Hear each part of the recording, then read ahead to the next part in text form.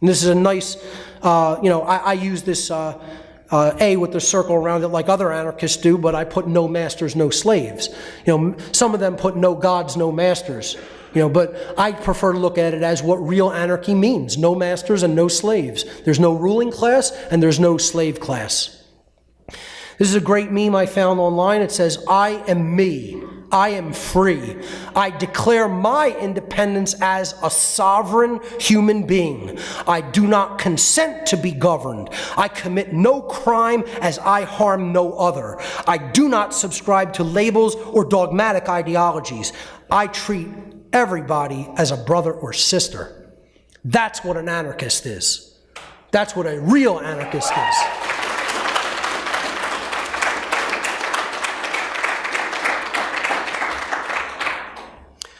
So, the first example of the four examples we're going to talk about, Jesus being a dissident. In the allegorical story in the New Testament of Jesus, he was a dissident who opposed the three major institutions of slavery of his day. And incidentally, these three institutions are the three main institutions which still perpetuate human slavery today. Nothing has changed since the day that the story of Jesus was, the time period it was written about. Zero. Nothing has changed. The same institutions are in control of this planet as were in control of this planet then over 2,000 years ago. And here's what they are. I call them the unholy trinity. Religion, which is really the father figure of it all. See, people always ask me what's at the top in the worldly sense. Oh, are banks in control, Mark? Are the governments in control? Is the shadow government or deep state in control? No. It's a priest class. Those who are familiar with my work will understand this. The force of religion ultimately runs this world still to this day. They've just taken a overtly closed down role, a hidden role. They've gone from the overt to the covert. Okay? So they've gone into the underground, occulted realm, but they are still ruling from that occulted realm. The occult rulers of the world constitute a religious priest class, as I've talked about in much of my other work. But this is the father of the unholy trinity, because it is thought control. That's what religion is there to do, false religion. It perpetuates ignorance through blind belief. It's based upon belief, not search for truth, for the actual truth of the reality of the laws of nature. It is controlled by a dark occult priest class, and religion is the essence of all forms of mind control. The two things I'm going to be talking about underneath are also forms of mind control and religion. That's why religion is the ultimate force holding back an understanding of natural law and true freedom from humanity. Because money, as I'm going to talk about in a moment, is also a religion. It's the second most powerful religion that there is, besides actual religion itself. The idea of a hardened false belief system in the mind, instead of a search for and an understanding of truth. So religion is the basis of the old world order of slavery, so-called order. It works with these other two institutions as part of the unholy trinity system. Money is the feminine or mother figure of the trinity because it's about emotional control. Just as religion is about the control of our thoughts, the control of what we care about is directed by the money aspect or the financial aspect of the unholy trinity system of control. How many people continuously emotionally focus upon money almost all day, every day? This is what they have. This is what the main motivational force for behavior is in the world. This is what I just talked about in Acapulco at the Anarchist conference. Because you have a lot of monetary religionists there. I'm trying to explain to these people who are super gung-ho into the financial sector of things and how they want to, end the Fed and bring in cryptocurrency prosperity. Money is still a form of a religion. This is something that if it controls your emotions and this is what you focus on, instead of performing behaviors for the reason that they are simply the right thing to do, you're falling short of an accurate understanding of truth and morality. and that constitutes religious binding. The monetary system perpetuates apathy for truth. If there's no money to be made in it, why do it? It's the new God to which human beings now entirely devote their care, attention, and energy. I call money the ultimate religion, the ultimate form of a religion. It's the basis for the new world order, the dark new world order, the so-called order, but it's chaos and death. And these two institutions, religion and money, always work together to actually create the death. This is what the allegorical story of Jesus in the New Testament was about, the unholy trinity of religion, money, and government. Jesus went against the religious priest class first, the Pharisees and Sadducees, as I'm going to be explaining, then the temple money changers, which was the fiat currency bankers of his day, and then finally the Roman government had him crucified at the behest of father and mother. So government is the bodily part of the control system because it works through physical means, through their order followers. It perpetuates cowardice because people don't want to speak up and do anything because of the fear of harm that will be conducted upon them by the government agents. It's based upon the erroneous belief in authority. It's the violent enforcer for father and mother, the dark occultists and the banksters. And it is itself the new world order of chaos and death, the dark new world order. So let's look at how Jesus was a dissident against these three institutional bodies. Jesus was an opponent of the established religious priest class during his lifetime. He taught spirituality, which was in direct opposition to the worldview of the Pharisees and the Sadducees, the most powerful Judaic religious sects of his time. And he didn't do it so politely, folks. You read the stories, he was very vehement against these people and their very sketchy morality. And they were so concerned with, dogmatic law in the Judaic religion and religious texts, but they weren't really focused on truly treating people as other free sovereign beings. True morality wasn't their real objective. Control was. And that's why he went against them. And if you really read the stories, he wasn't so soft-spoken about it. He told them just like it was. He wasn't afraid to speak his mind and say how it was. Again, you don't have to accept the historicity of the account given in the scriptural text, but the idea is to understand the allegorical principles therein contained so that we can learn a lesson from them.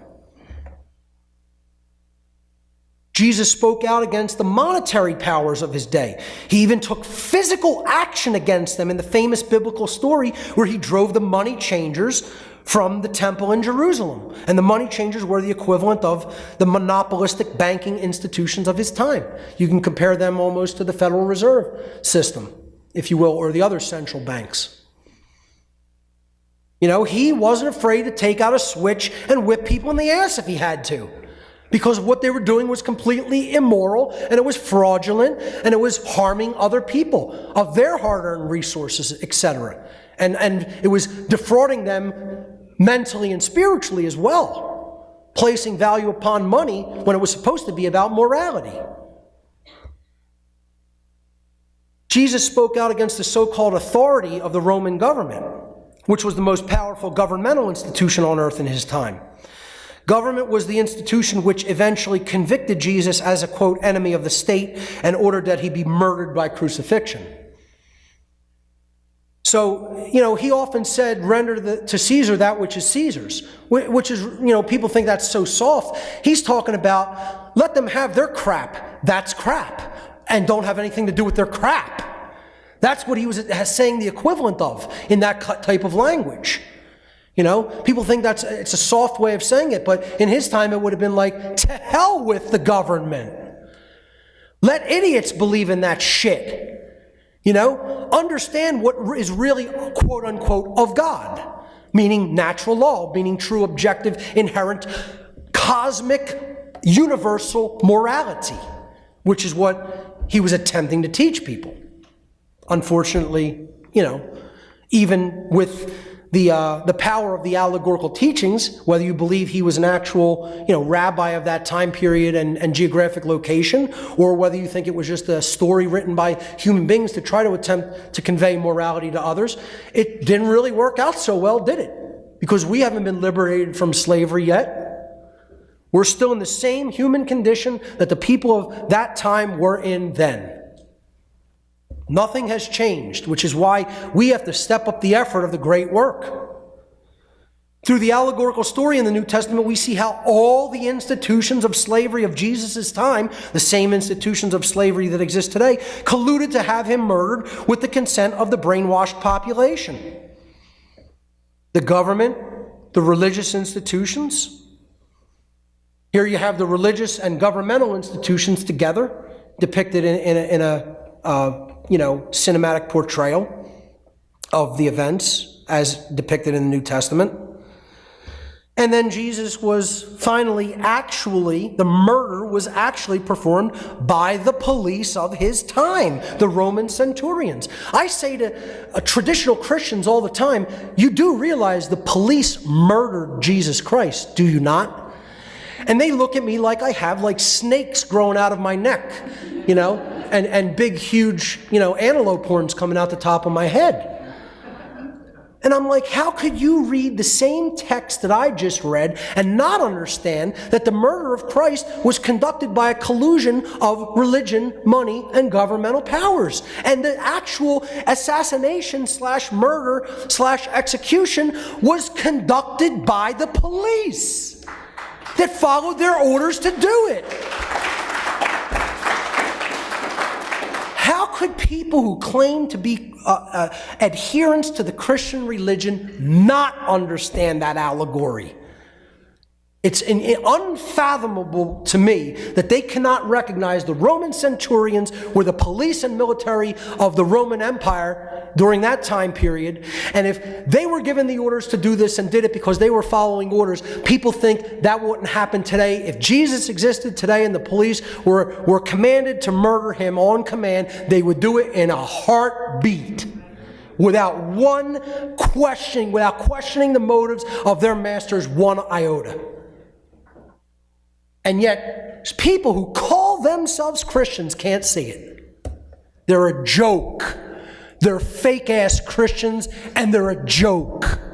And I'll say it to all the so-called Christians listening out there in internet land, you're a joke. You're fake-ass Christians. You're not real, true Christians at all. You've been clowned and you think that the authority of the universe shares power with little old man, with little old humanity. And that's a joke, because they bought Romans 13. Yeah, the book that they buy, the justification for authority being invested in man is called Romans. And they can't even see that contradiction. It's right in the word of what the book is called. Who do you think wrote the book? Why is it called Romans? The people who murdered Jesus are telling you that their authority is legitimate. And joke-ass Christians can't comprehend that. You're clowned out, boys and girls who call yourselves real Christians. You're clowned out. You're asshats. Through the allegorical story in the New Testament, we see how all the institutions of slavery of Jesus' time, okay, I've read this already. The Roman centurions actually performed the physical crucifixion in the biblical account. They performed the harmful behavior upon being ordered to do so. And caused the actual death of the being that was actually teaching true morality. And yet, people would have said in that day, they're just doing their jobs. They're just following their orders. The bottom line is the unholy trinity of priests, bankers, politicians, and police, so in other words, religion, money, and government, murdered Jesus Christ. That's the unholy trinity that murdered the teacher of the values of the Christian tradition, and the people who actually say that they're followers of the values of that tradition don't even understand that simple concept that's laid out beautifully in their own allegorical stories and their own scriptures. Yet someone who doesn't claim to be of quote-unquote religious faith does understand what's actually being taught in those scriptures and is trying to communicate it to people who say they're devout Christians.